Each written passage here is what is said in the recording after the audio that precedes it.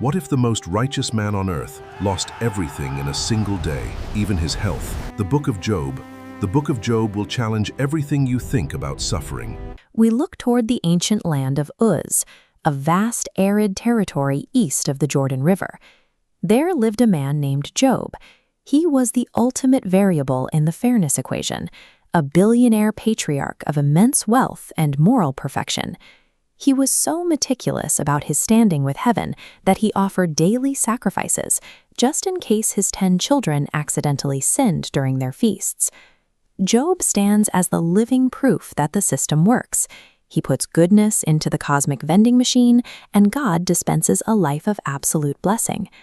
But the narrative shifts to a divine courtroom unseen by human eyes. There, a figure known as the Accuser challenges the entire basis of Job's devotion. He claims Job's love for God is purely transactional, a result of a highly profitable arrangement. To test this cynical theory, God allows the Accuser to remove the protective hedge of blessings around Job's life.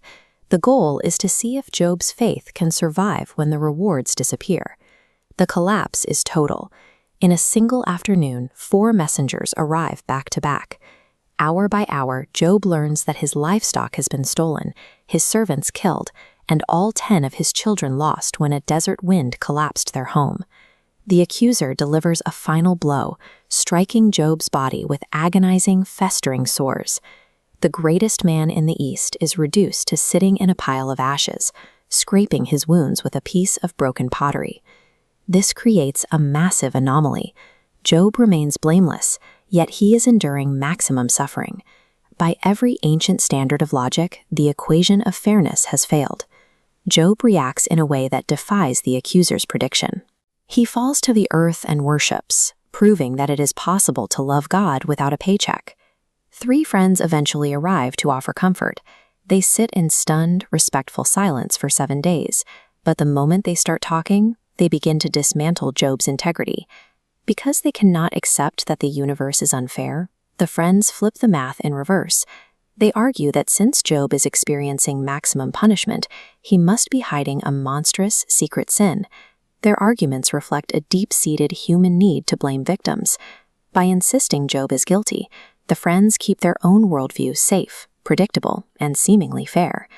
Job refuses to lie just to make his friends' theology work. He maintains his innocence with a fierce, desperate honesty. As the silence from heaven continues, Job's resolve turns to raw despair. He curses the day of his birth and demands a legal hearing with the Almighty. He wants God to take the witness chair. He wants a direct explanation for why the mathematical laws of the universe no longer seem to apply to his life. This angry demand represents the ultimate act of wrestling with God. Job is pleading for clarity in a world that has gone completely silent. While a young bystander attempts to offer one more theory, a terrifying storm cloud rolls across the plains and silences the debate. God finally speaks from the whirlwind, but he ignores every one of Job's questions.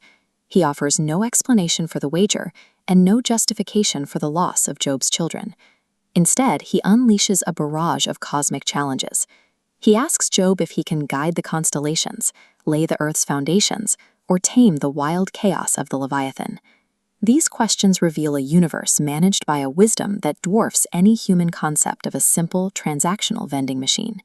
Job is silenced. He realizes that while he wanted an intellectual explanation, he found his peace in the overwhelming presence of the Creator. After rebuking the friends for their narrow thinking, God restores Job's household. This encounter with the infinite seems to have expanded Job's own sense of justice. He famously breaks ancient social codes to give his new daughters an inheritance right alongside their brothers, a radical act of grace born from seeing a God who is far larger than human tradition.